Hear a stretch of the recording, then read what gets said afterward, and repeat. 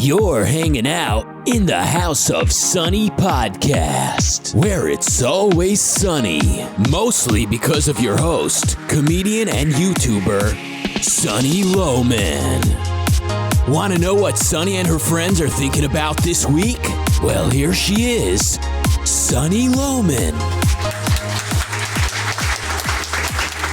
Welcome to the House of Sunny podcast. On today's show, we have a really special guest to discuss all things nutrition and health.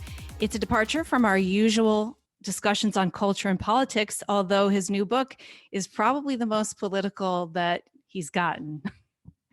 In any case, I thought it would be a fitting topic for January, as I know a lot of you are trying to be healthier in the new year. Robb Wolf, welcome to the show. It is such a pleasure to have you. Huge honor to be here. Thank you. Before I get into your new book, which I will, which is Sacred Cow, and there's a documentary that I watched also associated with it.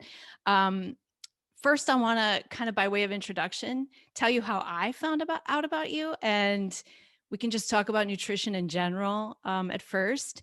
But I have an autoimmune disease, and back in 2010, I was pretty sick. I was on a lot of drugs that were causing me problems, and I had a functional medicine doctor hand me your book. Oh, wow. Okay. I don't have the dust jacket anymore because I Nice. wore it out. Yeah. This was like my Bible for 6 months. And that was right after, it must have been right after you wrote it because it was 2010. And I went on the paleo diet, really strict, for about 3 months after reading your book. And I got off all the medication. And when I first read it, it was so daunting. I thought, this is crazy. Right. Like, what, cut out carbs? or I mean, not carbs, but grains? Right. I had already eliminated dairy because I had a problem with that was so obvious. But, you know, it's like it's really hard to figure out, how are you going to eat without grains? That was so crazy to me. But I did it and it worked. And I'm curious, like, how did you motor through that? Because for some people, it seems like kind of an inconsequential ask, particularly when we couch it in, hey, we're just doing it for 30 days to see how you do. But for some people, it's a very daunting, like, why did you succeed where so many other people kind of pull the ripcord and get out? Or what, did you have a really compelling why because of the autoimmune condition? Yeah, I did. But I mean, to be honest, it didn't fix it right away. It was like a light switch at about 5 weeks. Okay. And then it was like suddenly I was better. I was compelled, but it took me a while. I think persistence, stubbornness. Right. That helps. Like that helps. I failed over and over. I mean, the first time I tried it, I think I did it for a week, and I was like, this is too hard. And I'm not a cook. I mean, I am now, 10 years later. Holy crap, I'm a good cook. Right. But at the time, I was like, I wouldn't say I ate the standard American diet, but I ate I thought I was being healthy. I ate a lot of whole grains and made pasta and salads and vegetables and things like that. Just kind of basic, easy cooking. And I failed, man. I couldn't figure out how to cook and eat and feel good and like what I was eating. I think a week later I quit, and then I started again. And then it was like one of those kinds of, and I realized that if I just made it really simple, it was so much easier. Right. Like trying to do recipes and trying to make it delicious. So, and then the other thing too, is you make compromises. Like, I think I ate a lot of ham, which I think probably had sugar in it, but it was better than what I had been eating. Right. So I think it's okay to do some of that. And then I also found Mark Sison and Primal Blueprint really helped me. The recipes out of that cookbook, super easy. Beef roasts, like like throw it in the crock pot kind of stuff. Right. Yeah. So a lot of it to me is like just the planning and the cooking becomes the obstacle. Your whole life. Yeah. And I think so much the idea of it. Right. Once you get past that. But I didn't really have low carb flu or anything like that at first. That's awesome. I know some people deal with that. Yep. Well, it's interesting. One of the things that we tried to do was really simplify things. Like in that paleo solution book, we have the what do we call it? The diet matrix, or that I'm kind of blanking on it right now, but it's basically like, imagine you've got 5 different proteins and 5 different vegetables, 5 different good cooking oils, and then 5 different spices. That's 525 different potential meals if you went Yeah. one, one, one, and then you went one, one, one, two, and you went through that. So there's actually a massive amount of variety there. And I think, to your point, like, it's maybe not blow your hair back type food, but it's good. Like it's I good. Like a love it quick little now. stir fry or a curry or something like that is really Yeah. good. And then every once in a while you kick your heels up and you have a more complex meal that's got more ingredients in it. But it's funny. Generally, people don't have super complex meals anyway. It's just we're eating Yeah. sandwiches and pasta and They're stuff like that. And throwing the grains on it. yeah, And now that I really just don't eat that stuff as much, that stuff is so flavorless to me that yeah, I don't really yeah, I don't need it. I mean, um yeah, I mean, I think the most difficult thing is sugar, like real sugar, like right. desserts. Yep. Yeah. But missing those, or missing little things I used to like macaroni and cheese or something, which is more about the dairy. Right. But Right. but yeah, I got it to the point where I just ate the same thing over and over Hmm. and got through it that way. But beef roast with carrots in the crock pot is Pretty delicious. darn good. Yeah. Dang, that's Yeah. good. Yeah. With Yeah. some salt and pepper and rosemary. Right. Rosemary Right. fresh off the hedge in California if you can get it, because Right. honestly, I mean, there's nothing better than that. So I think you can really enjoy your food. Um, I think that what freaks people out more is giving up Hmm. the grains, and they think that how do they do that? Right. Right. What is can you make the case? A lot of my listeners aren't going to be aware of paleo at all, or you call it ancestral Hmm. health right now, right? Yep. Can Yep. you explain that and explain the basic evidence for that as healthy? Yeah. It's there's different ways to kind of get in and look at this stuff, but a guy, a physician, a radiologist, Boyd Eaton in 1986 wrote a book called The Paleolithic Prescription. And he had gotten in and looked at the literature of a good number of medical anthropologists who had both looked at archaeological remains of early humans, hunter-gatherer humans, but also not that long ago, there were still a lot more free living hunter gatherers out in the world, and they had actually been remarkably well studied in a lot of scenarios. And what was interesting is these folks generally had none of what we would consider to be like the perks of modern living. Like they lived outside, which lots of good things, lots of sunlight, fresh air, fresh food, all that type of stuff. But once you got past a pretty high infant mortality problem and some problems around like infectious disease and injuries, but despite those things, these folks had a lifespan, an average lifespan about as long as what we had, with no modern medical interventions. And they tended to not develop what we would call the diseases of modernity, cancer, cardiovascular disease, dementia, type 2 diabetes. There's just very, very little of that. Now, within research medical circles, people will really poo-poo stuff like this because it's anecdotal, it's observational, it's not hard science, but it's also very difficult to take large numbers of people and apply a particular dietary regimen to them and see what the benefit might be.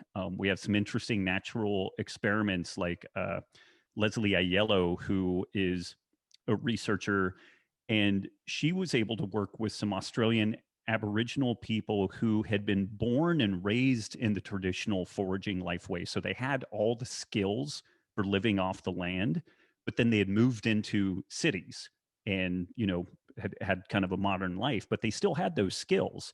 And these people had pretty uniformly developed these modern chronic degenerative diseases, high blood pressure, obesity, type 2 diabetes. but she managed to get a good number of them together, and they agreed to go out and live their traditional life way, and they still had those skill sets, so they still knew how to do it. And just in very quick order, they reversed the problems that they had. And some people again would poo-poo that. They're like, well, they're just not eating refined foods, they're just not overeating, and that is all true. But I guess kind of the counterpoint to this is, okay, so what do you eat then? Because some people will say, well, so like you mentioned macaroni and cheese, it's like, well, just have a reasonable portion of macaroni and cheese. Or just you've got a bag of potato. I'll use potato chips because those are kind of my Achilles heel. Um, a serving size of potato chips is whatever bag is there. And I mean, if it's a Costco bag of potato chips as big as a small child, that's my serving size virtually. I mean, You can't stop. I have no off switch with salty, Yeah. crunchy foods. Like sweet stuff, I'm kind of like, I mean, I kind of take it or leave it, but salty, crunchy stuff like nachos or something like that, I have no off switch. And that was a lot of what I dug into in my second book, Wired to Eat, was looking at the neuroregulation of appetite. This one? And there you go. Yeah, that one. Yeah. I read that one too. Awesome. And I think it's just you raise a really good question, like what do we know about this topic, and what why do we have any research that suggests it's healthy? There's actually a remarkable amount of interventional trials now where people have been put on these low carb or paleo type diets, and really consistently, like, inflammatory markers improve, blood lipids improve, glucose management improves. There was one really good study that Linda Forsetto, who's a now retired MD at Stanford University, they had a pretty good sized group of people that they put on a paleo diet, which is a little hard to pin down. It's like, well, what exactly is that? The basic thing is they ate no grains, legumes, or dairy. They had protein, seafood, different animal products, fruits and vegetables, root shoots and tubers. But what they did is they basically forced people to eat at a level that they didn't lose weight. And they literally had to beg people to do this. And this is an I don't know how you wouldn't lose weight. I mean, how do you not lose weight? That's the thing. If you go paleo from a grain eating. That's kind of the interesting thing, is that people in the study just said, I don't want to eat this much food. And they're like, you have to please, like, because what they were trying to establish is, are there metabolic benefits from the quality of the food separate from just if people eat less and lose weight? Because there are many people out in the world that will say the only factor is reducing calorie intake, and health will benefit if you lose weight, which is absolutely true. But there's also this interesting element of, how do you do that? Like, how does a free living human actually live in a way that they spontaneously reduce calorie intake? And what we find is, if they focus on good protein sources and the bulk of their calories coming from whole, unprocessed kind of plant foods, whether it's nuts and seeds or root shoots and tubers, that they generally just spontaneously reduce calorie intake. But what was really interesting in this study was that these folks didn't lose weight, but their metabolic markers of health improved. So there was clearly a benefit to a better quality diet, even though they were arguably overeating relative to what they needed, because they literally had to, like, just like lots of fruit and fat. Just it was the whole mix. It was just more of everything in that. But they had to beg these people to eat enough to not lose weight, which again is, there's something to be gained from that, because I do agree that largely the name of the game for most people is to figure out a way of eating that we don't overeat in this modern, highly processed food environment. And what ends up working frequently is something that looks like kind of a lowish carb paleo type diet. And there are lots of other ways to do things. People, eat in a whole host of ways around the world, different different cultures, but I think in our looking at this as a tool in the toolbox, it can be a very, very effective way of getting people to a spot where they're healthier. And I would extend this that if people have gut problems, autoimmune diseases, then that food quality piece becomes you cannot negotiate that. Like if you want to put rheumatoid arthritis or Hashimoto's or something into remission, if you want to reverse irritable bowel syndrome or ulcerative colitis, the food quality piece is non-negotiable. That is Meaning the way that you address organic that. Doesn't and necessarily need to be organic, but like the really common problematic foods are grains, legumes, and oh, dairy. I see. Yeah. Yeah, yeah, yeah, Yeah. Just and even I think for gut healing, you can even go beyond that and get rid of nightshades, which are the yep, peppers and things like that. yep, yeah, yeah, Yeah. And a lot of people seem to be having success with full yes, carnivore. yeah. It seems like plants in general could be a little problematic for people with autoimmune. Yeah, and that's a funny thing. It's Like weird. I was really slow to that camp, but and I'm Are actually you the person that embracing that now? What's you know the it's interesting. So I developed the concept of the autoimmune paleo diet, like You that did? paleo Okay. solution. I'm the one that That's cooked how I that eat up. basically. Yeah, When I'm not and on 60 milligrams of prednisone. That's how right, I right, eat yeah, it. and it's great. It's got some solid research behind it. It has helped a lot of people. And then I started noticing that this is possibly one of the only benefits of social media. You can observe a lot of people doing a lot of different things. And I started interacting with people who were like, yeah, man, I tried paleo and then AIP and then keto and it helped, but then I went carnivore and it was like a switch was flipped and everything changed. And I mean, these are people that had been sick for a long time and had been carnivore then for a long time. And so my real passion is kind of that more like gut issue, autoimmune disease. Like if you can change that for somebody, it literally can save their life. Like both Yeah. my mom and my wife's mom died from rheumatoid arthritis Ugh. complications. So it's it's a topic that's pretty near and dear to my heart. And again, I had a fair amount of kind of emotional investment in this autoimmune paleo idea.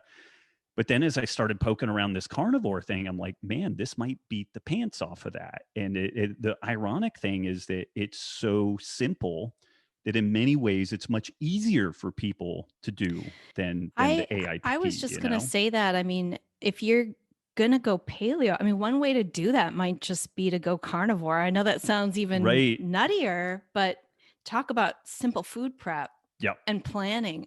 I've done a little bit of that. I haven't gone full into that, but I think that would be so easy. Just every day I'd know exactly what I am allowed, Yep. what I can eat Yep. and what I can't eat. Is no complication. I'm not trying to do complex recipes. Right. It's like Right. so, and I think like Michaela Peterson, she's pretty inspiring Yep. with her. What do you think about her ruminant versus other kinds of meat, it carnivore? it's funny.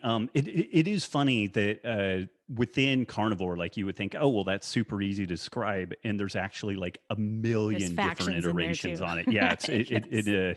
I remember Do you eat studying. dairy? Do you eat eggs? Like it's, Yes, yeah, yeah, yeah. I remember studying some religious studies class and like how like there was like the Protestant Reformation and then like all this stuff just like took off and everybody had their own kind of little take on things. And so you've got Michaela that what I actually before she called it like the lion diet, I was calling it one cut carnivore because it was okay, basically yeah, one cut of meat because like yeah, ribeyes were the thing that worked for her and anything else didn't work. And yeah, then she kind of refined it down to ruminant animals only. So basically like cows and sheep and goats and stuff like that.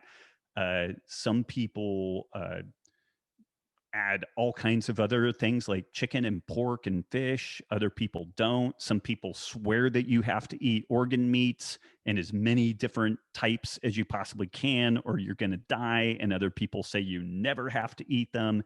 And I've seen examples of folks succeed in all of those. And I've seen yeah. people fail on all of those, So Is it's part of the reason it's so variable like this is that people really are different. to a degree. I mean, I do think that grains are bad for everybody. I don't know what you think about that, but it seems clear to me, or at least an excess of grains are really bad for people, all people. But then once you've kind of done that, are there variations? I mean, I think one thing I really appreciate about you is that you do follow the science and you're not so dogmatic about paleo. I mean, you don't have this sort of fixed, this is how it has to be. Everybody has to eat exactly this way or you're unhealthy. Um, where I think you've done some testing, you and your wife, Hmm. where you test your blood sugar level after you eat rice or something like that. Yep. And then you can tell how it's affecting your insulin and your inflammation that way. Yeah. Yeah. So that's what's so challenging about this is it seems like everybody's a little different. It, folks are different, and so it's the challenge that I have, and I think a lot of folks have, is maybe like health educators or whatever. You were overwhelmed in the beginning with this notion of removing grains, legumes, and dairy, basically eating paleo. So I think a lot of people end up overwhelmed initially. And that's with kind of dumping a fairly easy, comparatively easy, like template, on them. And then there's AIP and carnivore and like it just gets crazy. And so how do you get a really simple story in front of people that can just get them going? Like if we're playing darts, it's like 95% of people will be at least 80% to the bullseye, let's say, with this basic paleo template or whatever. But then it's going to take a lot of tweaking and fiddling. Some people need to be full carnivore to get to the middle of the bullseye. Other people need like a low fat, higher carb paleo version to get to the middle of the bullseye for them. But they're doing a lot of sweet potatoes and fruit and stuff like that to get there. Mm-hmm. And it's tough. It's almost like working a microscope where you go from very high view to very low view. You need a very simple message to get people kind of in the door and moving forward, Yeah. and then you need to customize along the way. But when you get some success with that simple message, then people turn it into religious dogma and don't want to allow anything to change. I don't know if you remember this old Mel Brooks movie, but History of the World Part 1, and it Yeah, that's has a good one. Moses coming down and he's like, I have 15, and he drops a tablet, and then he's like, I have 10, right. 10 commandments, and it's kind of like that, where people just want to write this stuff into Yeah. stone, and They want settled science. they want settled they science, they want the and science is settled. yeah, Or and yeah, and they want you have to prove that it works for all people or yeah, well, that won't work for me. and But it will. here's a funny thing about that. We know that if we put people on, say, like we take 1,000 people who have high blood pressure and we put them on a new blood pressure medication, we would not be at all surprised that one group of people sees a 10-point drop in blood pressure. Another group might see a 20-point drop in blood pressure, and the third group may see no drop in blood pressure. We know that happens all the time. But then when we come to diet, it's like, no, high carb, low fat, grain based, done, and it's just kind of ironic. We are slowly getting into this spot where there's an understanding that personalized nutrition, personalized medicine is really where the rubber is going to hit the road. Like there have been Yeah, some, that's interesting. yeah, and again, this is where it gets challenging because there's a lot of detail and nuance. There were some studies that looked at the timing of chemotherapy for cancer patients, and some people responded better to chemotherapy earlier in the day, and some people responded better to chemotherapy later in the day. So, to some degree, the efficacy of chemotherapy may be down to both the time it's given and your individual genetics. And this Mm, is just like, holy crap, does that get complex, yeah. And I mean, And then how do you figure out which one you are yes, and how yeah, yeah. yeah. But that just kind of, and there are That ways of, must be the future though. That has to be the future. it really Of is. Yeah. medicine where you get your profile and okay, based on your genetics, here's how we can maximize your success with whatever these Right. medications and so on. Right. Well, and there's another layer of complexity to that. Like our gut microbiome is Yes. insanely complex, and They're part learning of so much about that rapid fire right now, it yeah, seems. yeah, That's and a cool area of medicine. it's fascinating. And the main thing that we know for sure is that the gut microbiome is important to health. And then beyond that, we know almost nothing. There's lots of people that say, oh, you need to take this particular supplement to do this and this particular supplement to do that.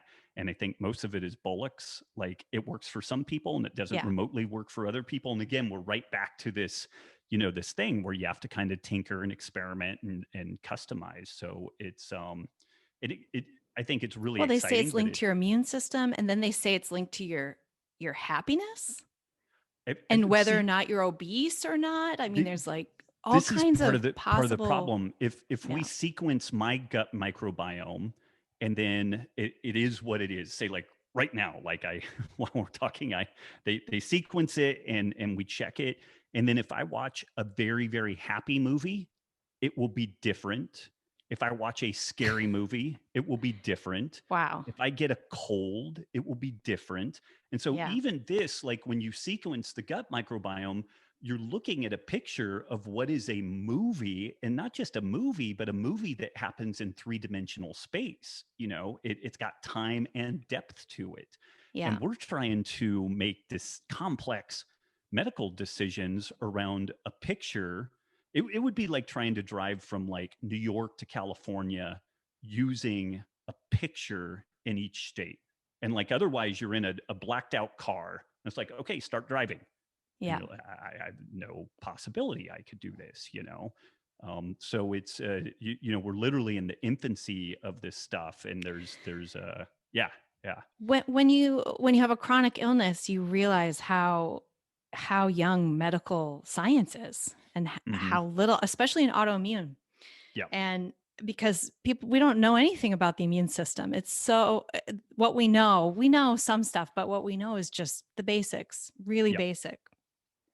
Yeah, and it's the the immune system is basically a massive information processing computer. That's really what it is because it recognizes self from non-self, and that is all like a computational process. It's this process of identifying things is basically information processing. And it's easy to make the case that there's more information being processed via our immune system than our brain. And I've that's heard kind that. of Yeah, that's stunning, you know? And interesting. yeah. And it also speaks to why it's so incredibly challenging to deal with like chronic disease. Like they're looking at cardiovascular disease as basically an autoimmune disease. It's some type of damage to the epithelium of our arteries, and then we get an immune response to that, which includes cholesterol and lipoproteins. Hmm. But for so long they were saying that was the cause, but it's actually part of the healing process to damage to the vascular epithelium. And so they're kind of almost looking at cardiovascular Wow. disease as a type of autoimmune disease. So it's and so that changes your framework incredibly. You know, if you just think about cardiovascular disease as like a plumbing problem, well, this thing gets plugged up and we need to unplug it. You know, they put in stents, which are these things they put in kind of a balloon angioplasty deal. It goes into the blockage and it expands and pushes it out, and that causes immune irritation. And so the one stent ends up causing more problems down the road. And it's not to say that that stent can't save somebody's life, but it's also not a free lunch. Like it Right. causes other problems. And so it's you know, the 20th century was really defined by advances mainly in, you know, arguably like vaccines, but also in antibiotics. Like we really fought against infectious disease during the 20th century and did an amazing job of addressing a lot of that. But then the 21st century, we're faced with this scenario where the bulk of the problems that people have faced, like COVID, has changed this a little bit. It's put an infectious disease back up into, you know, kind of one of our main areas of concern. But prior to COVID, it was all chronic degenerative disease that was our primary concerns. and there's never going to be a pill or a potion or a one-stop solution for that. Like it's sleep and it's food and the gut microbiome and our mental state and all these different things play into these chronic Right. disease states. Stress, Yes. especially, and I don't think, I mean, no, the whole anecdotal versus science and nutrition, and it is really hard to test nutrition. It's just hard to get people eating. I think it's hard to, you'd have to like sequester people. And if you really wanted to do like one of these definitive, this is, Yeah. we've put these people in the same room, they've eaten the same thing, but anecdotally, it's just undeniable how many people have benefited their health by cutting grains and dairy and legumes, just the basic paleo Yep. change. And then people go in various places with that, autoimmune, carnivore, whatever. But just that alone is like, everybody I know that's done that is better, feels Yeah. better, is healthier, lost a little weight. If they had health issues, they go away, or, they sort of half go away, or, the anecdotal stuff is real science in a way. It's so dismissed, but isn't that a lot of evidence?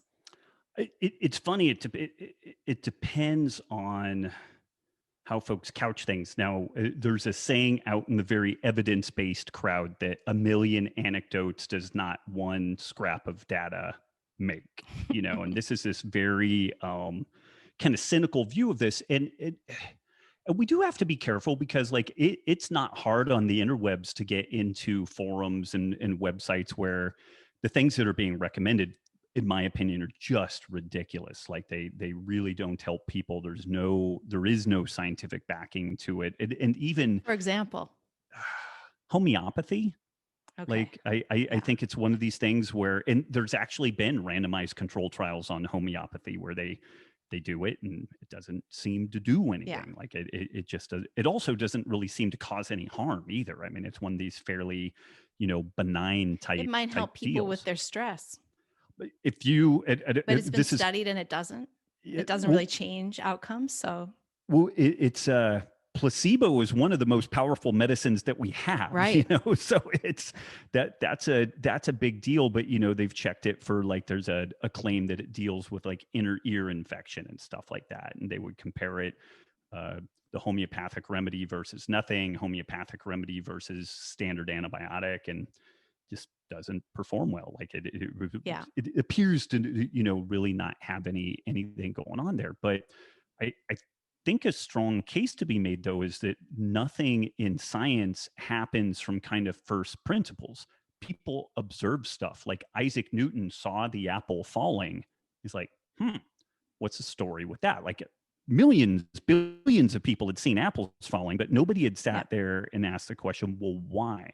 And beyond why, can I build a model that describes and predicts the why, which is our understanding of gravity and gravitational forces? And we can detail that out such that we can predict where comets in our solar system are going to be 1,000 years from now, with like pinpoint accuracy. So that stuff works really well. But it starts from observation first. Right. And then we have to get more rigorous as we go forward and get better predictive values. And so I think it's super disingenuous to dismiss this anecdote. And again, we'll use the blood pressure example. If somebody goes to their doctor to be placed on blood pressure medications, or that comes up as part of their care, it is a give and take process where the patient and the doctor figure out, does this work? Is it working? Like, is the dose that you're on working for you? Like, you may need twice the dose or half the dose of what is generally recommended to get the desired effects, or that particular medication may not be appropriate for you at all. And doctors routinely write these up in clinical notes and submit them. And that's goddamn anecdote, but it's right. It's pretty well controlled. There's a little more barriers to it. Doctors are trained in like study design and whatnot, and so they're careful in the way that tracking they data. And there is data there. There's blood tests and But man, there's a lot of people around the interwebs now that wear like continuous glucose monitors and they get blood lipid testing once a week. And um, that's not a randomized controlled trial, but I would be you're kind of a dummy if you just dismiss that out of hand. Like there's Yeah. two things. You can't go in and say that this is the definitive answer, but even just having a curious mind, you would say, well, that's very interesting. I wonder, does that only apply to you? How far does that apply to other people? Yeah. Start getting curious about it. And I guess um, I noticed that the very evidence-based folks are not very curious. Like they're not comfortable kind of going outside what is the accepted, canon of information and Yeah. being a little speculative. And I think it's fun, so long as we're honest, we're like, hey, we don't really know much about this, but here's an idea I have. And then you can start kind of Yeah. testing that, and maybe your idea is terrible, but in the process of trying to figure out whether it is a good or a bad idea, that information should help you to get somewhere further down the road with it. Well, and that's kind of how science was 100 years ago, or medical science. I mean, it wasn't always this sort of corporate, I don't know, I don't want to say corporate, but um it wasn't always so controlled. It was people in their makeshift labs trying stuff out. And Right. I think there's a story of that guy who discovered H. pylori, Yeah. and that Yeah. he like drank it, gave it to himself in Well, order to prove that he the could medical get rid. community just scoffed at the Yeah. idea that H. pylori, that an infection was the cause of peptic ulcers. Like it was Yeah, right. accepted science that peptic ulcers were caused by stress. And then this guy was kind of poking around, and he did something crazy, which he took cultures of people who had peptic ulcers, and he was noticing that virtually all of them had this infection with this organism, Helicobacter pylori. And so he threw out the nutty idea that maybe this thing is causing that. And the medical community, instead of saying, well, we don't have any data on that, but it's intriguing, like we had not thought about infectious disease as a cause here, they were just dismissed it out of hand. Yeah. Neither he nor they had the data to accept or reject it, and that's where the real problem happened. And then he went through what's called Koch's postulate, which is basically showing that he didn't have the infection, and then he inoculated himself with it, and then he showed the infection and the disease. Then he took antibiotics, the disease was gone and the infection was gone, and so he went through the whole kind of example Using of Koch's himself as a postulate, guinea pig using just himself. to try to prove that. And I think this was the 80s, maybe it was the Yeah. 70s. Yeah. So it wasn't that long ago. But that's kind of how people used to do before all of this. They're testing stuff on their patients. There's that guy in New York who was testing hydroxychloroquine Mm-hmm. with his community, the Orthodox Jewish guy, a doctor who had this kind of limited group of patients, and he was showing this huge success using it early. Yeah. And he was poo-pooed and not listened to, and it's because he doesn't have the randomized controlled trial. And again, it's just, maybe it's not right, but it should be interesting to people who are interested in finding treatments for COVID. And we should be looking at all that stuff. Yeah, I mean, it's not a randomized control trial, but it is a case report. So maybe this warrants looking a little bit deeper into that. And one of the things that has concerned me with the totality of COVID and the way that it's been handled, and I did podcasts about this back in late March, early April. I said that it's really odd that the one solution that is being really gone after is a vaccine. Yeah. It was intriguing to me. I remember early in the HIV scene, they looked at they were looking at vaccines, but they understood that it was probably going to be very, very difficult to develop a vaccine for HIV. And so they also looked at just drugs that were commonly used already that might have beneficial impact on that. And they actually found some of these protease inhibitor drugs and kind of a cocktail that they put together, and AIDS went from being a fatal condition to a manageable condition using protease inhibitor cocktails, and I don't think we've ever developed a vaccine for Right. AIDS, the HIV And yet people live with it. virus. Yeah. Yeah, people are able to live with it now, And and they've so that, refined those treatments and yeah, yeah, I'm with you. I'm kind of surprised that, and vaccines are really, they take a long time. Again, we don't know enough about the immune system. They kind of, I don't like the idea of a rushed one. With me being having an autoimmune disease, I'm pretty reluctant. right, right. Well, Um, and even I'm as it gonna boost is, my vitamin D, and I'm gonna do the other things yep. that seem available. And they seem to already recognize that folks with severe allergies, known autoimmune conditions, are probably not good candidates, at least Yeah. initially. And there may be some tweaking and fiddling that goes with that. But it reminds me of going to somebody who like a financial investor. And a good financial investor will typically recommend that you do a number of different things to put money into: a little bit of stocks, a little bit of gold, a little bit of this, a little bit of that, Right. risk diversification. And it was intriguing to me that there was no risk diversification in the way that we're going after COVID. Why It do you was think like, that is? it gets a little conspiracy theory, but I think that it's a lot of money. And Yeah. I think that for whatever reason, there was I think a pretty stout desire to get people as scared as possible around this. And it's not to say it's not dangerous. It absolutely is. It's a major challenge. But like when the United States developed the atomic bomb via the Manhattan Project, they set up multiple different groups to explore different avenues of what would be involved in developing an atomic bomb, because different people had different ideas. And this was like a make or break proposition. Like if the Germans had developed an atomic bomb before us, we were hosed. The world was hosed. Like Yeah. it would be an entirely different world that we would live in now. And so they couldn't risk having only one group of people focusing on the problem in only one way.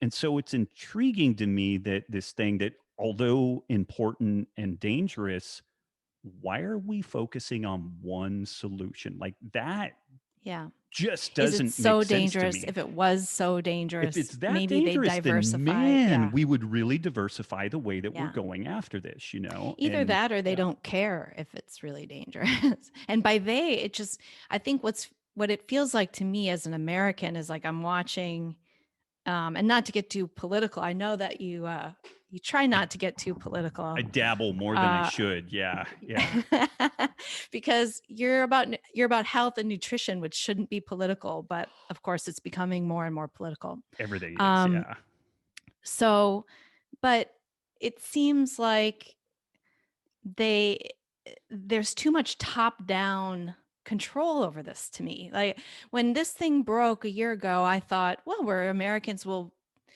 the free market is going to work, people are going to figure stuff out, we're going to have treatments, we're gonna have better masks, we're gonna like all this stuff. And even when you couldn't get a mask at the store, and I thought, well, we'll figure it out, it'll a right, couple of months. um it's crazy, it's gotten so top down where the government controls the masks, right, controls all the N95 masks. They hoard them and divvy them out, and they're doing the same with the vaccine, they're doing the same with all the, regulating the treatments, trying to ban people from using certain treatments or trying certain treatments, telling doctors what to do. It's a real top down coming from Washington and lobbyists. And we know the lobbyists are there and they have a lot at stake. they Their really do. And incentive is yeah, to push these vaccines or their antivirals or whatever it is that they're pushing, right, as against some cheap old medicine. yeah, and it's now pretty well understood that adequate vitamin D levels dramatically change Yes. disease process. Virtually no one who really gets sick is not metabolically unhealthy. Like they've got blood sugar and Yeah. insulin dysregulation. And we had information that came out of China in March that suggested that. And still, like, there's been virtually no. There was an opportunity there, almost like a JFK moment, where he's like, in this decade, we will send man to the moon and bring him back and all this stuff. And the country rallied behind it. And there could have been this moment where it's like, hey, we know metabolic health is critical in general for all kinds of other problems that we have. But right now, we're going to be locked down for some period of time. And whether it's paleo or vegan or Mediterranean or whatever, it's time for Americans to get healthy because we don't know where this thing's going to go. We do know that better metabolic health improves the outcomes. And that would have been a pretty solid message and nothing, I mean, just Yeah. nothing. So there's That's a weird, good message, though. It is time for Americans to get healthy. I think we've been really unhealthy. The way we're eating, the way we're sitting around, there is diet, there's exercise, there's better sleep. Like the whole ancestral thing is all of those things together, right? yep, Get yep. outside. What's the biggest bang for the buck? Diet?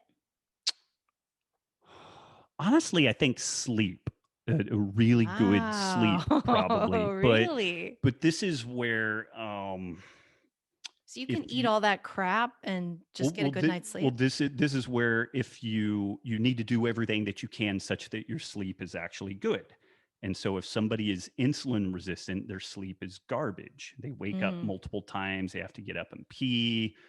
Mm. So you use sleep almost as like a canary in the coal mine. Like, do you sleep better when you get outside a lot during the day and get sun on your body? Yes. Okay.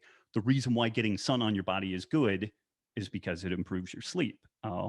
To the degree that antidepressants work, they typically normalize currently existing sleep problems. Like that Mm. is kind of the underlying mechanism there.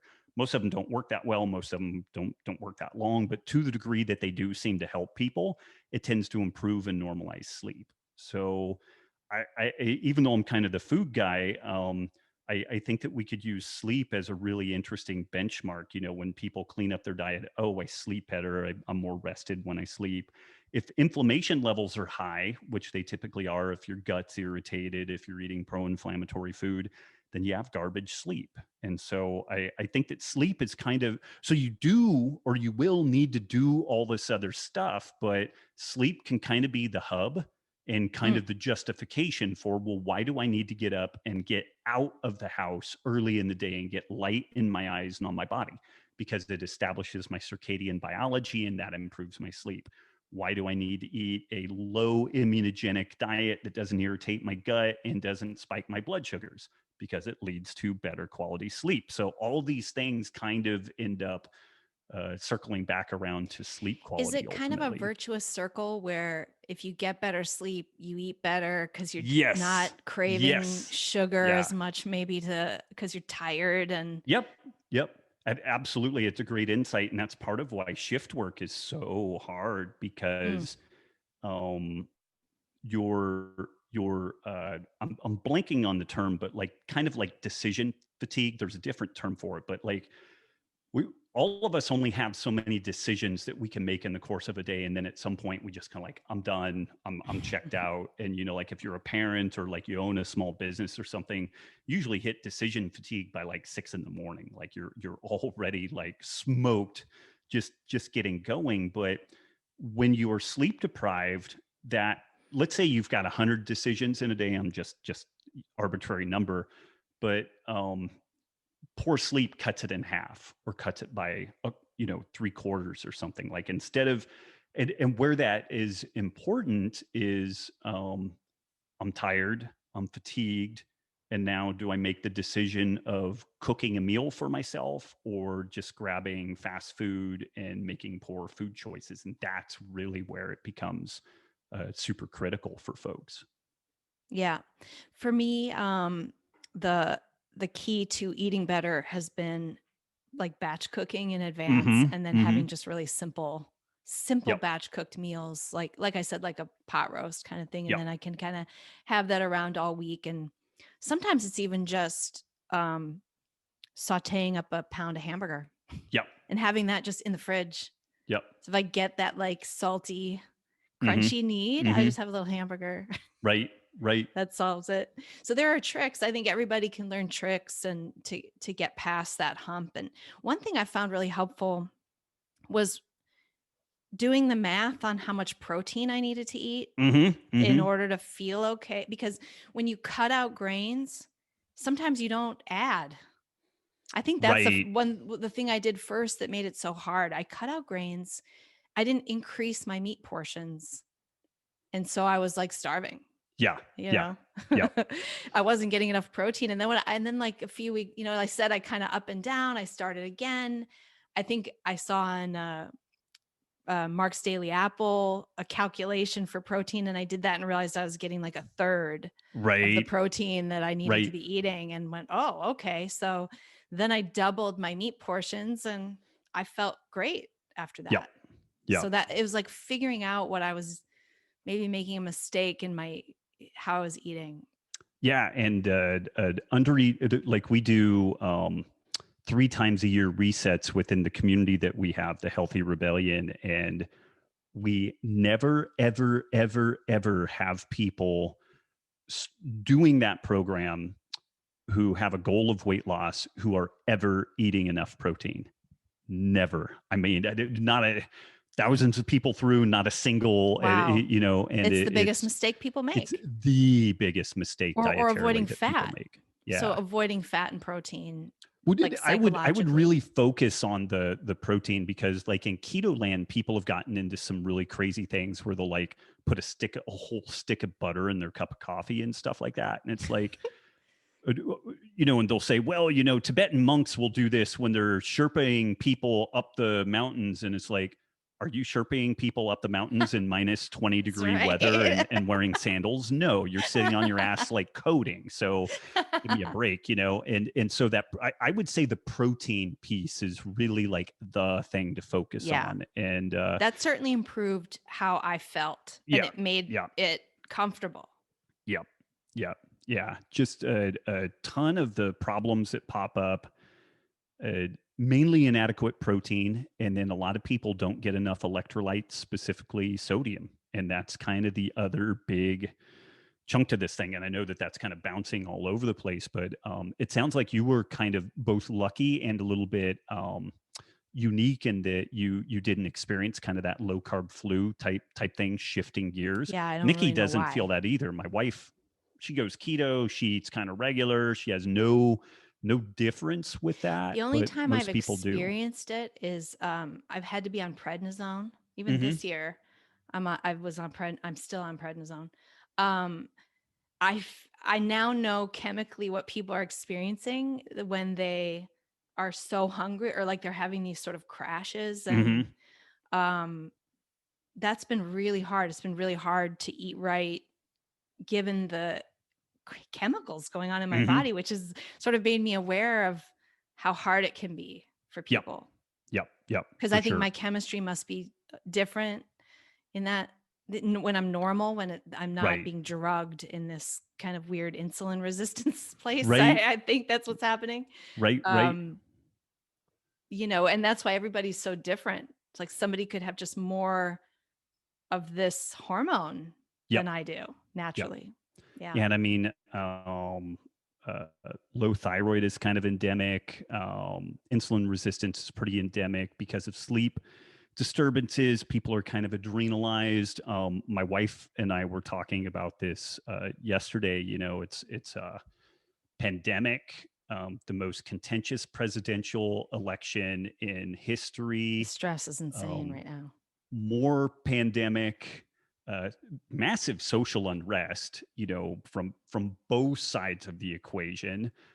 We started homeschooling 2 years ago, which has been awesome, but it's another thing. Stressful. Yeah. We're self-employed, doing all this stuff, and I was just like, holy smokes, man! Like I am cooked right now. There's It's a like, mental component too to the lack of interacting in your community, I yeah, think. yep, That yep, I have a elderly mom who's very isolated, and I'm worried about her. I can hmm, see that a year of this is it's not been a year, 9 months. I can see that it's crushing harming her her. Yep, physically.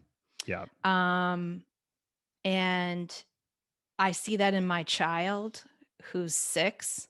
Like she was there was lockdown, the school shut down. Suddenly she's at home on online, no play dates. She's an only Mm-hmm. child. And she started to get kind of agoraphobic. Like she Hmm. was, after months of this, she wouldn't go to the store. She wouldn't go to the park. She would, she just wanted to be home all the Hmm. time. And I immediately sent her to school. Right. Like, so now Right. she's going in 2 days a week because I just think she needs that mentally. And I don't think we're aware enough about how this is affecting us. I even feel like I have people in my home and I have stuff going on, but when you don't go to a store even and interact and see people's Mm-hmm. faces, and for some reason that adds to a sense of loneliness and Yeah. isolation. Yeah. Well, And I don't think we're taking that into account enough. no, I mean, short of execution, what is the gnarliest thing that we do to like really bad people in prison? What's like Yeah. the worst thing we do to them? Solitary confinement. Solitary confinement. Yeah. And it's almost like a Geneva Convention deal where like you can't overdo that. Like Yeah. you will make people crazy. You will Yeah. break them and And then in we're ways that wondering are, why people are yeah. unhappy And we think that, it's interesting. I saw an interesting take on this. Some people were saying, man, aren't we lucky that like Zoom exists so that we can do this? And then somebody else was saying, no, no, no, no. The lockdown happened because we can do this, that we can work remotely. yeah. Like if it had happened in That's the a really 70s or good something, point. it would It's have never locked impossible. things down because Yeah. people would have just been like, no, we just need to figure out how to deal with it. And it wouldn't Yeah. have happened. And so the connectivity actually facilitated the isolation and the lockdown. And although it's great chatting with you like this, it's nothing Yeah. compared to like if we had gone out to coffee and then we swing back in and we do this thing Yeah. live. Like it is an entirely different experience, both for you and I and Yeah. people taking this in. So yeah. Yeah. Yeah. I think that as great as this is, there's not as much personal connection. It's just Right. not going to be that way. And Right. until I meet you face to face, it's just not the Right. same, Yeah. Yeah. like in And person. Yeah. yeah. I don't think we realize enough what's going on. And I have a stepson who's 25 who lives in LA, and they're very strict there. I mean, I got to be honest, this beach community, people are very laid back, Right. and Right. nobody's wearing, you walk on the street, nobody's wearing masks, and Right. like in the stores. Yeah. And then they whip them off, and Right. nobody on the beach is wearing a mask, and everybody's pretty laid back, and all the businesses are open. Everybody's eating outside because it's nice. Right. He's in LA, it's different, and he's way more OCD about it. And I'm vulnerable. I'm like immune suppressed, and Mm-hmm. I got all this stuff. And I'm like, what? Relax, kid, But Right. it's kind of making people nuts. Yeah. So Yeah. anyway, that's that's a huge topic. Let's see, what do I have? I wanted to ask you about, so if people, they can make really good change by cutting out the grains, the legumes, and the dairy. Make sure you add your protein, get sleep, get better sleep. Those two things, get sun. Yeah, definitely. In that mix, like our light exposure is really Okay. important, and this is a tough one. Ideally, we're outside as much as humanly possible. Like when I can, I move my workstation out into our backyard, and Oh, that's a good idea. even if it's cold, it's easier to do than if it's hot. Like we're in the hill country of Texas, and so when it gets hot, and like my computer will melt and it won't work. But earlier this morning, I was actually in the backyard, but now the wind is blowing hard enough that it really wasn't going to, make it work for the sound. But that circadian exposure, the light dark cycles are really critical. So getting a lot of light early in the day, and then later in the day, when the sun is setting, turning the lights down, maybe doing some candles, putting on some blue blockers and stuff like that. I've been It doing really more of that matters. where Yeah. I actually don't turn the lights on, or I'll Mm-hmm. turn Mm-hmm. the sort of The more dimmer. warmer, Yep. lower Yep. lights on. I don't need the room to be bright. Yep. Or I'm trying not to do that. Yeah, I think Yep. that's nice. It creates That's a huge. nicer atmosphere in the evening and gets us all kind of more in the mode of Going to bed. bedtime. Yeah, yeah. I mean, Yeah. it shouldn't be lit up like Yankee Stadium if you're Because it trying to can wind be. down. Yeah, yeah, yeah. uh, so if people do those things, they can really improve their health. And do you think people should be taking vitamin D? What about people in the north who can't get Yeah. outside as much? It, Tanning booths, is that? it's funny. So we're getting ready to move to Montana because we want to be closer to Mm, family, and wow. it introduces a certain amount of constriction in my breathing because I know I'm very light sensitive, and even right now, I can It's still cold up even there. well, it's cold up there, but like in Central Texas, I can still get enough light to get vitamin D here. It's not a huge Yeah. amount, but we're far enough south that there's never a point in the year that I can't get vitamin D so long as it's not cloudy. I'm definitely quite far north there, and you have 70, 100 days where you're further north than what you can make vitamin D and whatnot. And the area that we're going to is fairly overcast too. It's in a valley, and it kind of gets an Uh-oh. inversion layer. So like it's Yeah. just kind of it's on.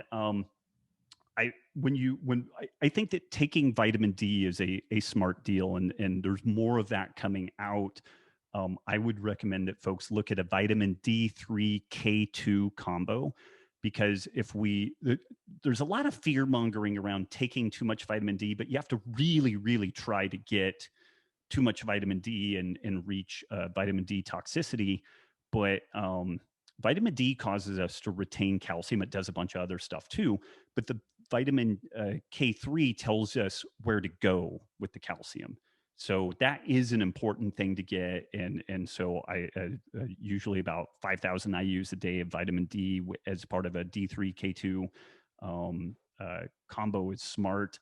I've been doing a tanning booth off and on for a couple of years, and it's interesting because when you look at the studies on tanning booths and say like cancer, it looks very scary. Like it's like don't do it, don't do it. It just Yeah. increases likelihood, and it very well might. But what I noticed in the studies is it just asked, do you use the tanning booth or not? It never asked what duration do you use on them.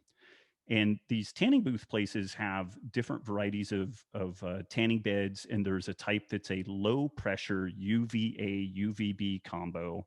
And these are the things that you can stay in them as long as like 20 minutes. Like they're kind of the low Yeah. brow models, and then there are The old ones. the old ones. Then there are these super high intensity ones that you only need to stay in for like 3 minutes or 5 minutes or whatever.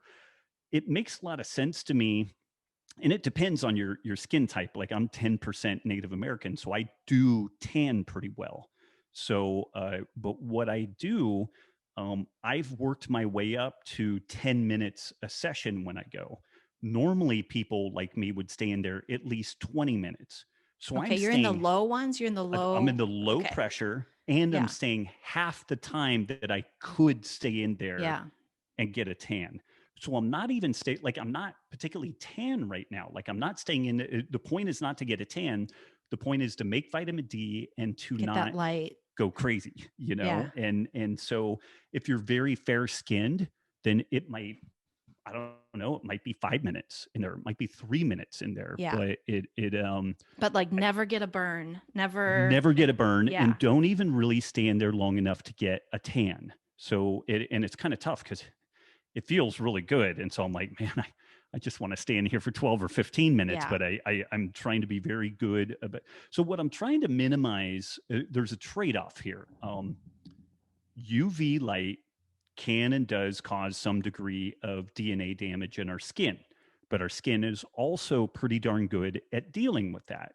But there's a dose response curve. Like if you burn, then you cause enough damage that the skin may not really get ahead of that and may not recover from it, and it can turn into cancer cells and whatnot.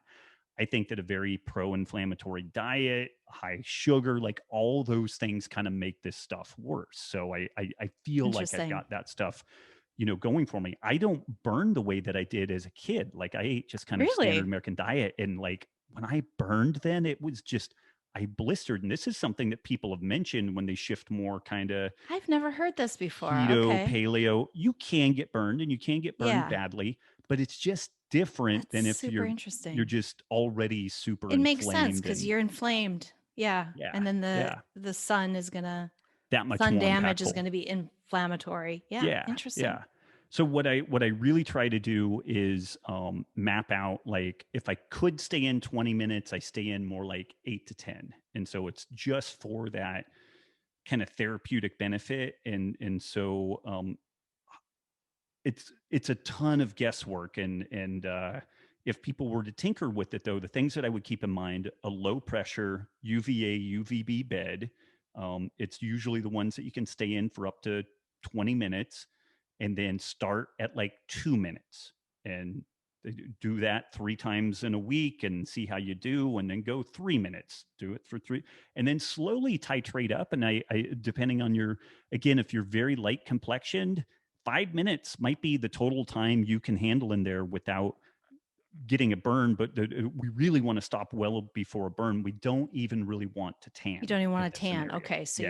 you Yeah. want to, if you have to go up to that point and then back off Yep. back to where you're Yeah. not getting a Back down. tan. Because if Okay. you start tanning, you have to stay in longer to get the same vitamin D level, is part of the deal too. Oh, So right.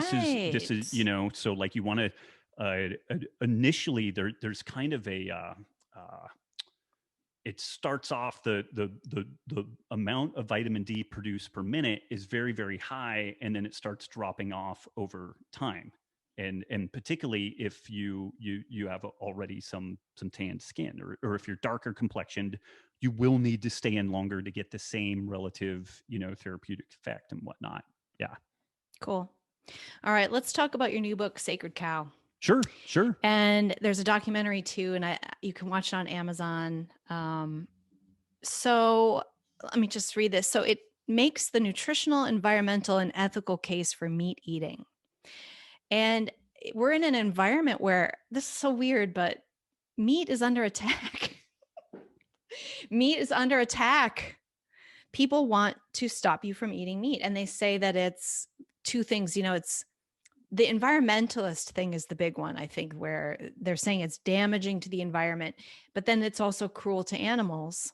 But I think people are kind of like, now you've made the nutritional case. And I think people are, well, if it's good for humans, okay, we can accept that, but then it's cruel to animals. So who are you to be cruel to animals just so you can be the healthiest? Right. That's kind of the basic argument, right? It's not a denial so much that it's the best diet, although there are people, the first thing they do is push it as the best diet. Yeah. And the vegetarianism and veganism is the best. yeah, and Healthy. they will cite studies saying that meat consumption increases colon cancer risk by 20% and heart stuff disease like that. and right. And those studies are all epidemiological retrospective studies where they have people fill out food frequency questionnaires, like how much meat and dairy and sugar did you eat last week, last month, last year. And one of the more popularly cited studies asked people to recall what they ate as long as 12 years prior. And people just don't remember. Like our memories are terrible. People lie. And so these studies are really garbage. Epidemiology was really powerful when we looked at smoking and its connection to cancer, but the coefficient of relationship between smoking and cancer is enormous. It's if we use like an arbitrary scale, it would be like it had a 10,000 correlation to between smoking and cancer. Red meat consumption and cancer is like a 2. Like it could be noise, and it most likely is, you know, and even in the case of smoking, the correlation doesn't prove causation. But if you get a number like what you do with cancer and smoking, you can start inferring causation, and meat is not remotely close to that number. They do some really squirrely stuff too. Like everybody in westernized society has a background probability of developing colon cancer of 5%. Like if you live in the United States, you have a 5% chance of developing colon cancer at some point in your life. these studies, which again are based off of food frequency questionnaires, asking people to remember what they ate and everything. Like, I think the data is garbage, but let's just say it's solid. But even in those cases, they have to torture the numbers to get to a spot where they claim that if you eat meat every day, all of your life, your background risk of colon cancer goes from 5% to 6%. Absolute risk. Okay. But the way that gets reported is a 20% increase in cancer risk, because the difference between 5 and 6 is 18%, and they round it up to 20. So it gets reported as a 20% increase in cancer risk. And this is a very different thing.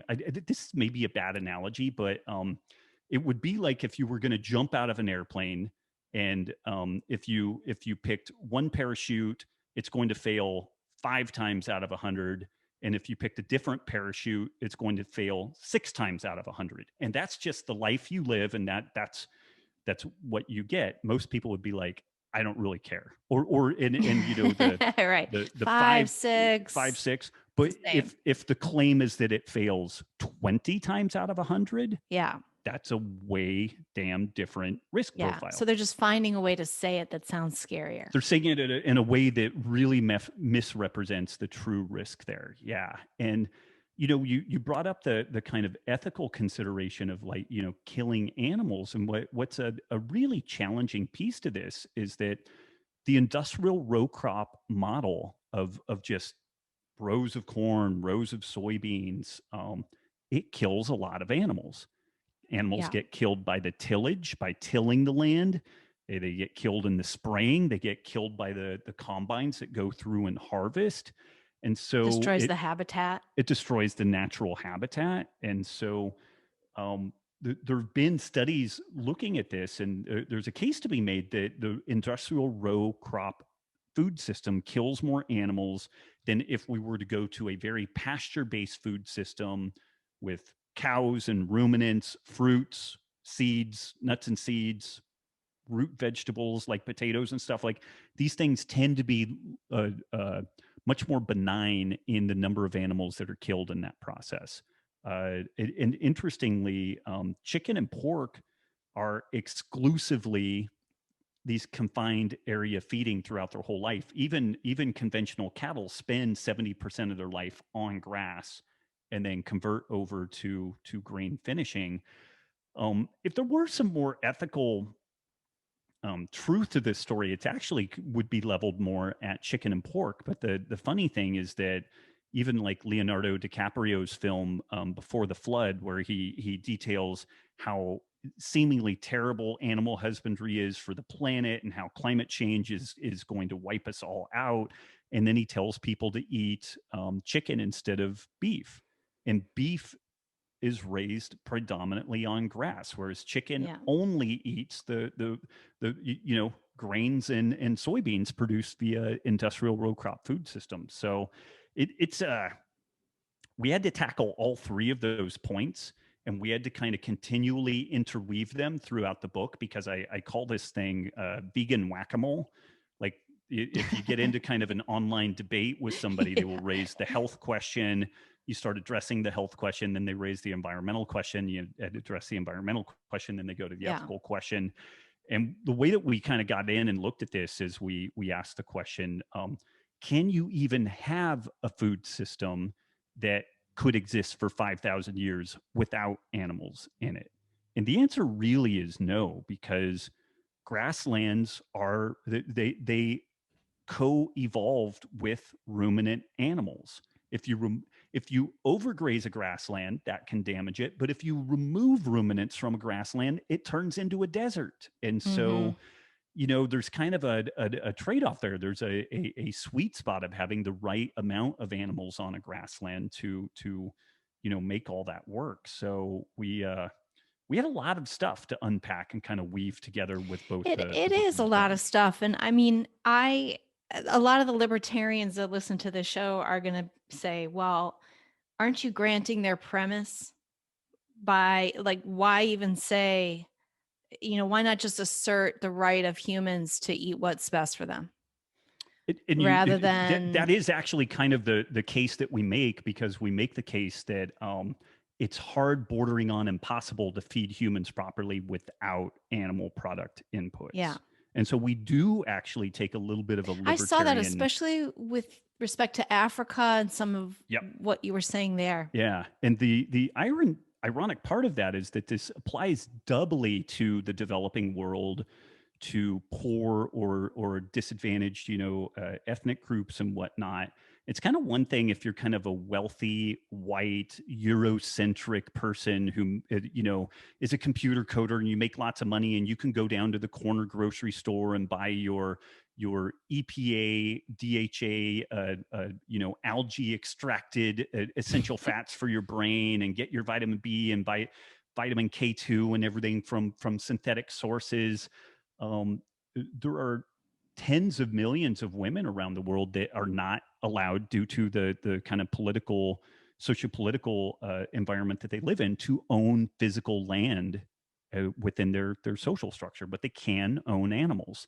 And that is their economic basis. That is their social status.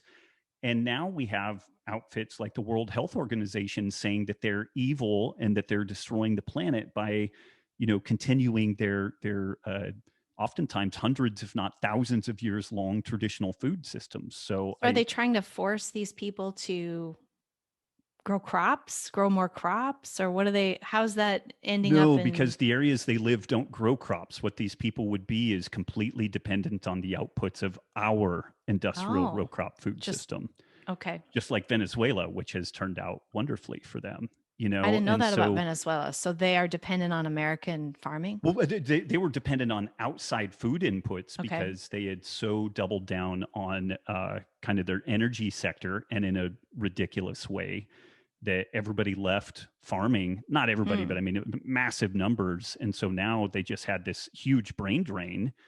And as oil prices plummeted, there were insufficient people with the knowledge of how to do this stuff.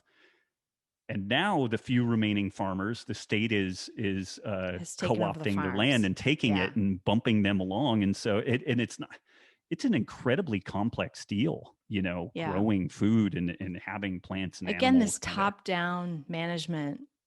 I hope that we give this up. Like, it's been 100 years of that. It doesn't work. Well, this does get out into the conspiracy theory stuff a little bit, but if you were really fired up about giving the global population a haircut, a lot of the stuff that's going on right now is setting it up for perfect staging for a really massive curtailment of the this excess population or what have you, and I think you could build a very defensible case around that, and some of the World Economic Forum material, the Great Reset, the 2030 goals. I don't know how you achieve those things without gutting, a diversified food system, and by doing that, you actually you create a very brittle and precarious a food production experience. It would not take very many perturbations to cause that thing to collapse. And I don't know if that, the flip side of this, so you can, something that I think is more defensible in all this is that folks would love to run food systems like software. And so if you can own all of the intellectual property of the seed and the manufacturing and the whole process, then people are on the hook for buying all of it from you. There's six companies that produce 95% of the food on the planet. So it's this is why things like Impossible Burger are so popular, because they're trying to run food like software. You own the intellectual property. There's this potential for venture capital. All kinds of speculation runs up. You exit, then the thing ends up being like Theranos, and it's a complete sham, and it all craters. But the people who launched it are long gone, and the damage it has done to our food systems are still there, and our bodies, and our bodies. Yeah. I don't know what's in that Impossible Burger, but I've never had one. It's not good stuff. It's not Seems good very stuff. Processed. Yeah. Yeah. And one of the things that was said in the movie that really resonated with me was it's not plants versus animals, it's for health. It's processed versus unprocessed. And I think you have a couple definitions of processed, right? There's kind of good processed and then there's over It's slippery processed. because it's really slippery, and some people get really prickly about this because it like, It's because they want their bacon. That's well, there's that, and I'm okay with bacon. Really, it's kind of processed, right? it's kind of processed, and at the end of the day, so like the nitrates in bacon are inconsequential for health. Like the main benefit that we get from vegetables, many vegetables, are the nitrates that are in them, like as far as cardiovascular disease benefit and whatnot. So you could make the case that eating bacon kind of like bypasses that whole process. But it's slippery to define. I just like the term like minimally processed, not Yeah. not hyper. And also another angle on this is tackling it from hyper palatability. Like, is it something like the bag of potato chips that, what's the Lay's potato chip tagline? Bet you can't eat just one. And like, I'll take that bet all day long, And so, like, technically, just cooking a steak is processing. Like, cutting up Yeah. broccoli is processing, if you get right down to it. And so you Salting have some people, something. salting Yeah. something, making fermented veggies is processing. So people get all prickly about that. But I think we all know kind of what we're talking about there. It's Yeah. probably minimal ingredients, something more or less that you could whip up in your own home for the most part and stuff like that. Yeah. Is Yeah. there evidence that shows that these I don't want to say the word chemicals either because that's like As a that's almost biochemist, that one gives me a rash too, because you I either bet have it matter or energy. And then if right. it's matter, It's it's all chemicals. And chemicals. yeah, yeah, So yeah, but yeah. the the Synthetic chemicals. there you go. Yeah. So food that has that in it versus, the stuff that the Twinkie, the thing that will last 50 years on the shelf, versus the fresh food that will spoil. Or, yeah, I mean, those things seem really, for example, I found that like Diet Coke, like the aspartame stuff was so bad for me. It was a Mm-hmm. really big problem for my body. And to me, that's like, I would rather drink a sugared Coke than that. There's something about the chemical. I have an instant reaction to it. Um, chemical, again, I'm saying chemical, but you know what I mean? Like the thing that's not something you could grow and make. Yeah, it's tough because I mean, like, arsenic is natural, Yeah, plutonium is right. natural, So I mean, those things also get really slippery, and so I think it's important to be clear with that. It's funny because you bring up the Twinkie, but it's really hard to compare. Like, I would be hard pressed to say that, like, how do we compare a Twinkie to what? Like a homemade baked good? And then we really would want to compare apples to apples there. So with the same amount of protein, carbs, fat in it, the same fat sources. So if we were using like Kerrygold pastured butter in one, that's probably going to be pretty different than like, the Shortening yeah, yeah. shortening, Or hydrogenated lard. They used to use vegetable stuff. lard in all Yeah. that stuff, which Yeah. was better. Which was way better. Yeah. And so I do still though think that it's as much what a Twinkie is displacing as what its presence is providing. Like, you're not eating protein, you're not eating Mm. antioxidant rich vegetable matter. You are chugging down a whole ton of calories.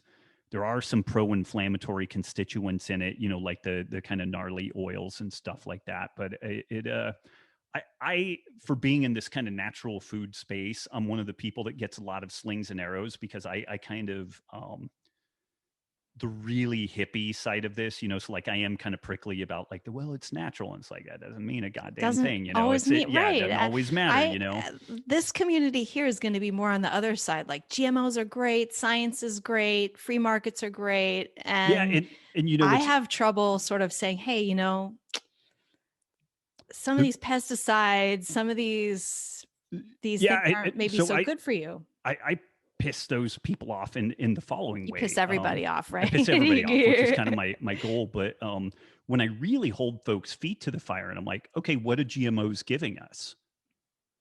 Like, how are they qualitatively better than what we were doing prior to that?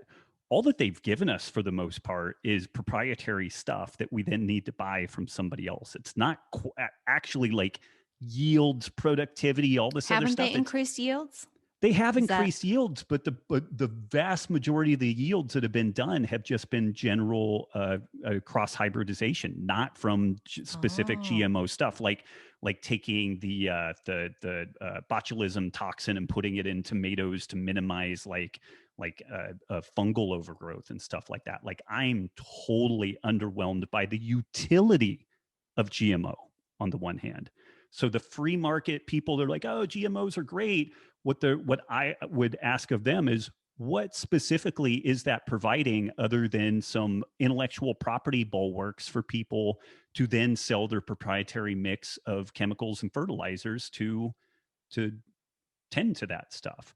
And then on the flip side, the people who are like, oh my God, GMOs and it's going to kill you. It's like, everything no, GMO is evil, no, it's right? not. Yeah. It's actually not that big of a deal. I do think Okay. that for some people, one of the problems I think that we have right now, like kids developing multiple different food allergies and stuff like that, uh, we process all of our food in the same facilities. So, like, we rarely ever have a meal that doesn't have peanuts and wheat and this and that in some amount in there. And so, Hmm. some of the things that they've recommended, like taking these very common food allergen proteins and introducing it into other foods, I think there's some potential problems there. Again, kind of the immune system.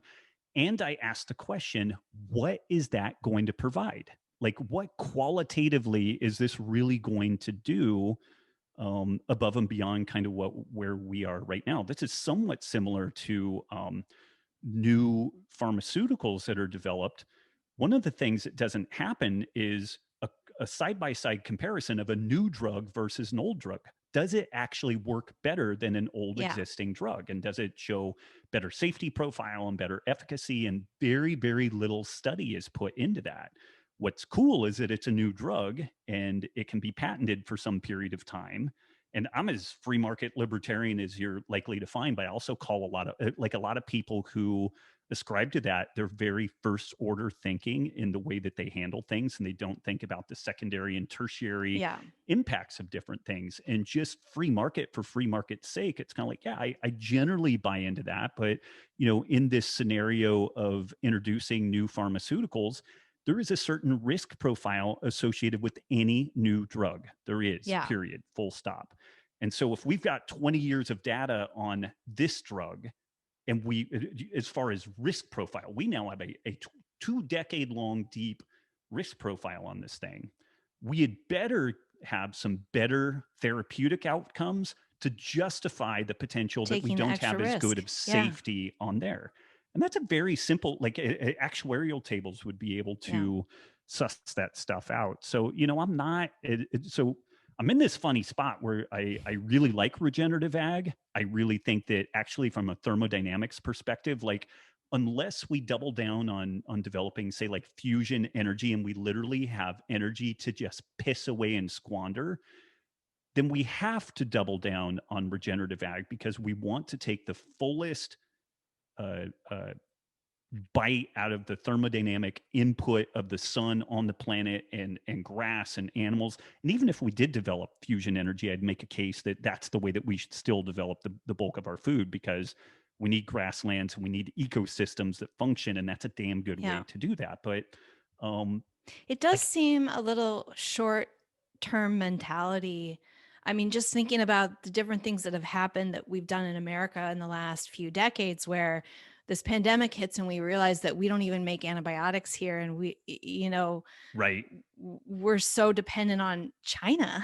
And right, uh, this, God help us if, I'm like, let's say something happened where we just couldn't access it. Let's not even say China's an enemy, but the fact that we don't have that here within our own borders. And then the same thing with the food, that if we destroy our grassland and the soil, if we just destroy it in a couple decades, how's that going to be good for us? Yeah, and the industrial row crop model will and is destroying our topsoil. Like that is, there is no debate around that. There is some Yeah. folklore around this idea that we have 60 harvests left, and that's kind of bullshit. There's actually Right. there's no And scientific backing for that. humans come up with solutions. Humans come up If with we're solutions. right, there's no peak oil going on because Right. fracking Our came problem up. now And is that we have way too much oil because, we now are putting quote too much of it in the atmosphere. And so it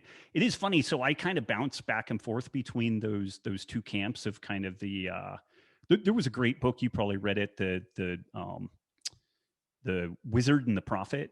It was no, Thomas Mann. It's interesting. It looks at Morgan Borlaug, who developed the dwarf wheat, which really sparked the Green Revolution. And then, oh gosh, I'm blanking. The guy that kind of made all the Malthusian doomsday predictions around uh,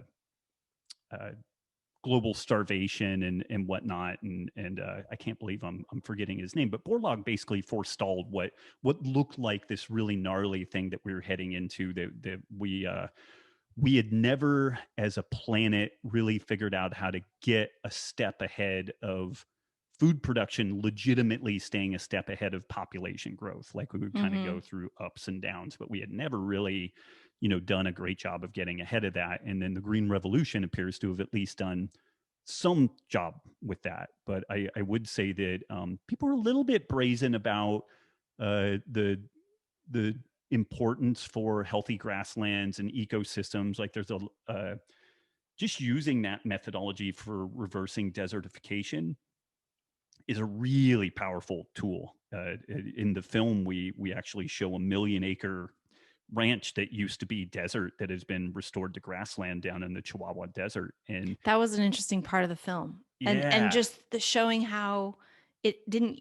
He said it didn't used to be that way. Like the land had eroded so yep, much that it was yep, there were like canyons yeah. of And just water runoff that had wrecked the whole landscape. It wasn't flat anymore. And yeah, and this is one thing that the kind of like starry-eyed tech people don't get, is that sometimes like nature, it's funny, I have this sense it's almost like this 1950s like Walt Disney, like science better than nature. And it's like, no, asshole. Science is the study of nature. And like hmm just because an airplane flies doesn't mean that gravity doesn't apply to it. We're just dealing with aerodynamics and lift, but there's still gravity still works, it still applies. And this is where I am a huge fan of technology and innovation. And I think that the freer market is the more options we have in that story. But I think also that we're not going to magic pill our way out of the diabetes problem that we have. Like we're just not. Pfizer, it was Pfizer and one other big drug company abandoned their Parkinson med programs because they said that it was unsolvable. And this is like a massive nut. And the Congressional Budget Office has a prediction or a model that by 2035, and this was years ago on this model, it's probably way worse now, but by 2035, the US would be basically bankrupt from diabetes related problems alone. That's a huge problem. And that pales in significance to the coming tsunami of neurodegenerative problems, Hmm. Parkinson's, Alzheimer's, senile dementia. Because as somebody does their long, slow decline with diabetes related problems, there's a ton of medications we can give people to kind of manage that. People younger and younger ending up in scenarios where they need 24/7 nursing care. And that will be like a nuclear bomb going off on our economy. Because how do you do that? Like, Yeah. there's who pays for that? Who can Right. pay for Who's that? going to take care of these Who's going people? to take care of all these people? So, and the two arguably largest drug manufacturers in the world abandoned looking at that. But yet we have a couple of randomized control trials of a ketogenic diet intervention reversing symptoms of Parkinson's and Alzheimer's Hmm. and senile dementia. You can't pull it all back. You really need and want to get out in front of that. But this is another good example that it's as hubris to me to assume that we will have a one drug that solves all these problems as the Federal Reserve saying in 2007 that we have offloaded debt. It's bullshit. And this is some of the stuff that chaps my ass out of the libertarian scene, where they don't take the lessons that they've learned over in like the economic scene and apply it to like food production and ecology and whatnot. It's like they learn no transferable skills at all. Yeah, I like your point that with regard to this, we have to look at nature and look at the identity of nature and what is going on, and not just discount that as unimportant because we've come up with this way of hacking some seed or something like that. That's but we don't look at the consequence of nature, and I think it does open the door for environmentalists to swoop in and start regulating and start telling us to do stuff, because we're not actually looking at reality and looking at the problem and saying, this problem is real. Let's not just say, oh, we can't just dismiss it.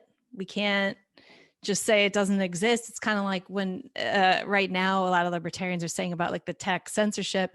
Well, it's a private company, so don't talk about it. Well, it's like, well, but this is a real problem. I mean, people being censored, people being kicked off the internet is causing pain to people. It's a problem. They're not going to just, oh, okay, it's a private company, I guess I'll just move on. You know what I'm saying? Like, you have to actually kind of talk. You have to get a little more nuanced in the discussion than that. Yeah. And you have to be willing to face reality and consequences and pain, because that stuff just doesn't go away and people will react to it. Right. So, so my listeners sent in some questions for you. Cool. How do we prep for emergencies with paleo? With paleo, or because meat or the fresh foods, it spoils. So if you have your emergency supply kit, I know out in here in California, I've got an earthquake box, which has grains in it, because I'm not really sure how to put food in there. Do I want to put canned processed chicken and tuna in there? I think doing kind of a mix of like some freeze dried, like I think there's kind of a stratification on there. So we usually buy like a half a cow at a time, and I do some hunting. And part of what we do is we have a tri-fuel generator as a backup. So I actually have two different options. One of them can run the whole house. One of them could just run refrigeration. So I've got two options on that. If those things fail, then I've got a whole shitload of salt that I could then strip out all this meat and then salt it and dry it. And that would suck, but I could still save 600 or 800 pounds of meat in a couple of days of hashing that stuff out. So most of these things I try to have at least a double and sometimes like a triple redundancy. So I've got a house generator. I've got kind of a more portable generator that I could just run the freezer and the refrigerator on. And then finally, if all of that fails, like EMP pulse and everything is fried, then we're salting meat. And Old school. Yeah. I've banked a lot of really calorie dense things like coconut oil. So like I bought a bunch of 10-gallon tubs of coconut oil, and I just rotate those. So when we go through one, I order another one, and I basically have like 2 million calories per member of the household in the house. And approximately kind of because that's about what a 2,500 calorie per person per year it plays out to about 2 million calories a person. So that's and I've got that in just a variety of things. And we run the gamut of like, some of the Costco low carb protein bars. The kids eat those occasionally, but I'll have like 4 boxes of those. And we'll rotate. I use one and then we get another one. We do some canned stuff. We have several hundred meals of just kind of freeze dried stuff that is like 25-year expiration date on it. And again, the thought with that is if stuff got really squirrely, I just need some water, ideally hot water, and coconut oil and my freeze dried whatever. And Where do you get that stuff?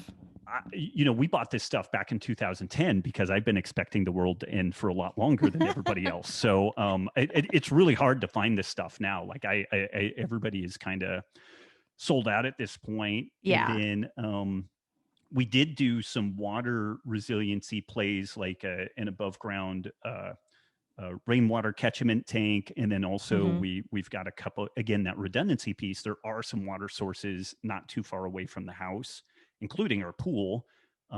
But with, some filtration things, and so it goes all the way down. Like my most rudimentary one is like the iodine tablet, so that I could take really gnarly water and just make it so that we're not gonna die from like giardia or something like that.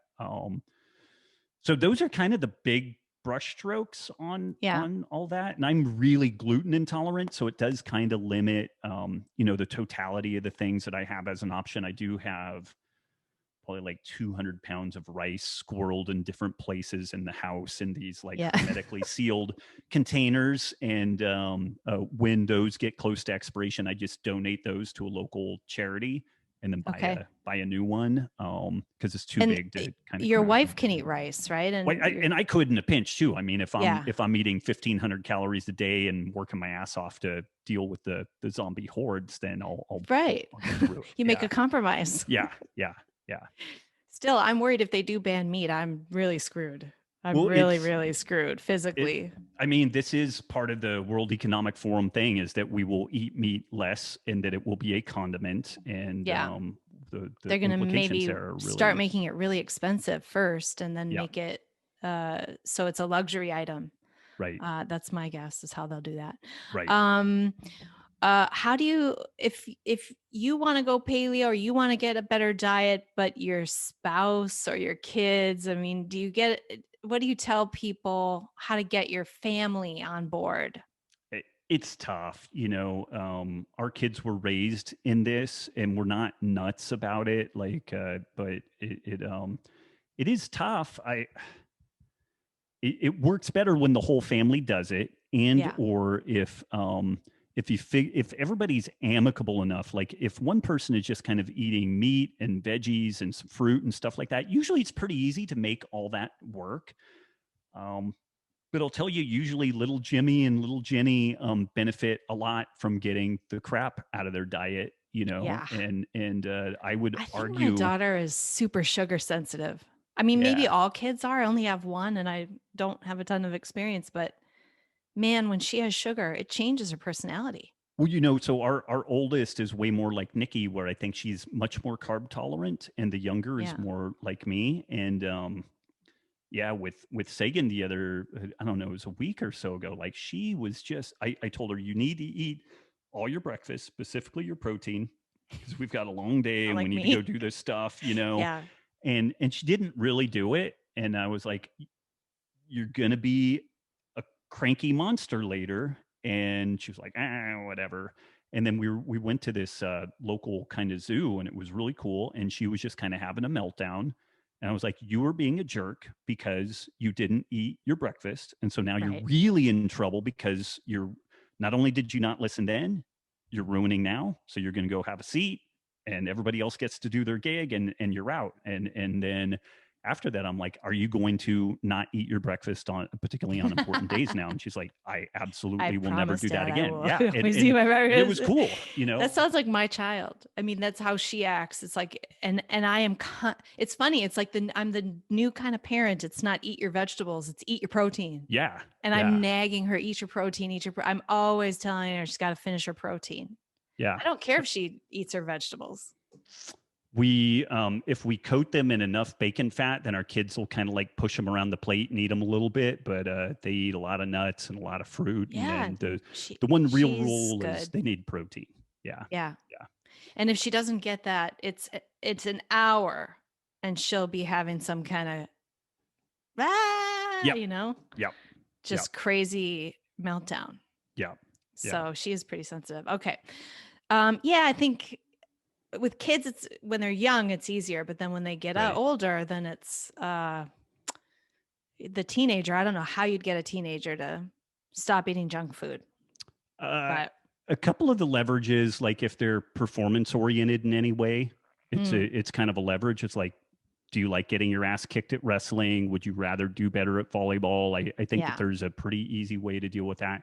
If kids have acne at all, Oh, yeah. then cutting out the dairy and sugar is a major leverage. And it's like you just get them to do it for a week and their skin starts clearing up.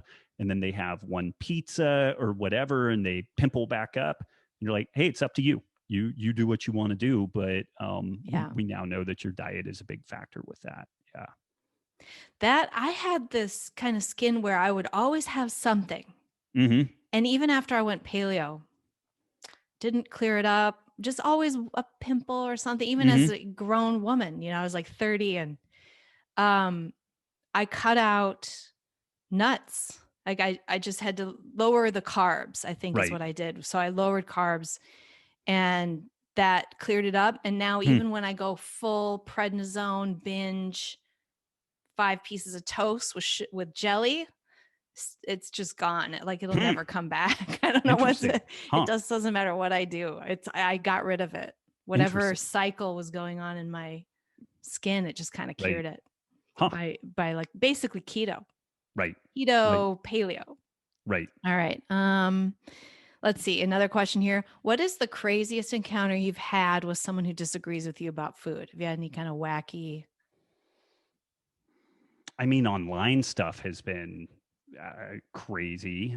We've had our family threatened and stuff Wow. like that. Like one of them was actually enough that we followed up with law enforcement and the FBI ended up Wow. going and giving Over this person diet. basically over diet, but like made some big threats and the person clearly knew enough of my comings and goings that they had invested some amount of time and kind of Scary. mapping my life, and so it was a deemed a credible threat, and that person got a pretty good talking to. In real life, I can't. Nothing too crazy. I mean, nothing super. I've had this stuff where people will say, "Well, paleo is just elitist. It's just for wealthy white people."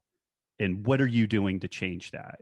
And that's maybe been one of the more thorny things. And I'll kind of turn it around. I'm like, so I'm a white male, right? And they're like, yeah. So should I go to a minority individual's home and knock on the door and tell them that everything they're doing dietarily is wrong, and I am the great white savior here to set them straight?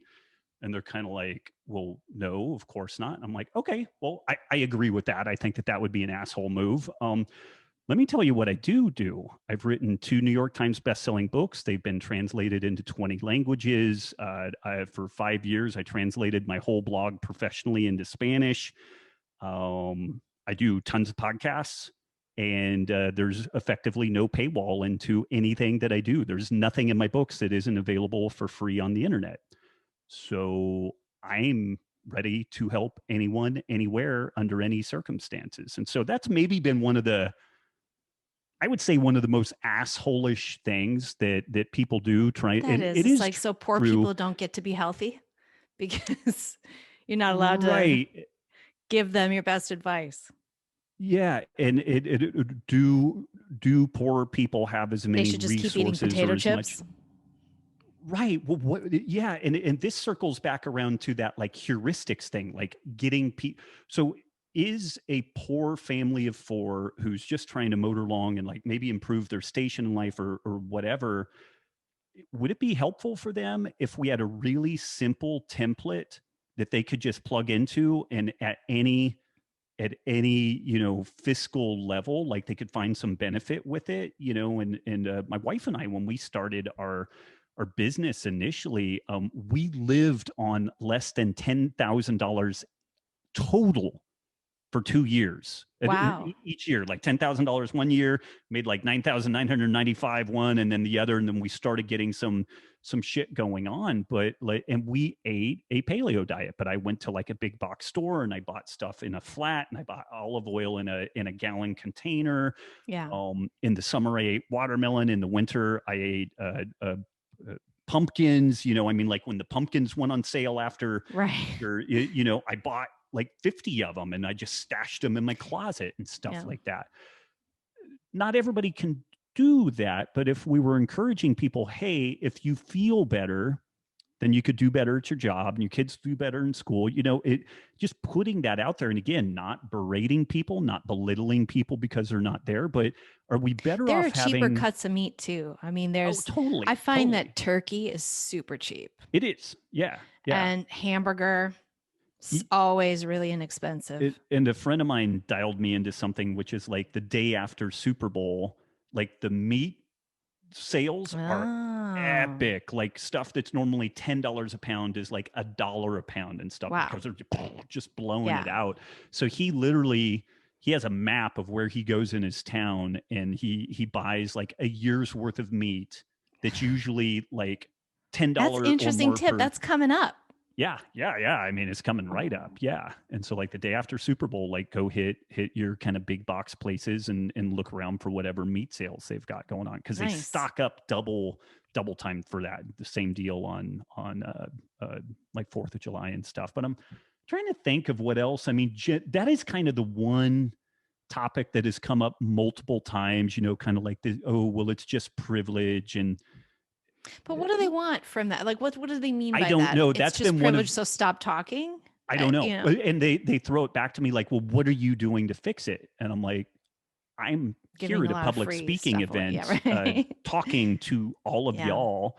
And typically this is a mixed group. Yes, generally it's more white than any other ethnicity, but there's typically people from just about every walk of life at these different events. It's a remarkably defeatist kind of asshole move, in my opinion. And maybe I'm just prickly against that because I'm being held accountable for my white male privilege or whatever the deal is. But sometimes I'll point out to people that a microwave oven in today's dollars, when they were just released, would be like $22,000 or something. Like they were enormously expensive for the day, and only the wealthy use them. And now they're so goddamn inexpensive that they're almost single use. Like you can buy a microwave oven for like $12 now, or some little jobber. And that is markets and innovation and global trade and all the rest of that stuff that has made this stuff more accessible and less expensive. And so to some degree, a lot of this comes down to kind of information and access and I don't want to belabor that, but that's maybe the one thing that in real life scenario that I've had thrown at me a couple of times, and I find really perplexing and incredibly unhelpful for what the situation represents. I mean, it could be turned around too, where it's like, well, your work doesn't have great penetration into the diabetes community. Lots of people are diabetic, and it's like, yeah, that's why we're trying to fix that. Right. It's like, yes. Stop talking about it. Yeah. Like how many people do you know who are diabetic and what have you? Right. Yeah. So advocate for sugar. Is that right? Is that what you're supposed to do? Yeah. I grew up in a inner city poor neighborhood. And I mean, I think that a lot of the way people eat there, it's just habit and culture, and just like the way people eat in the suburbs.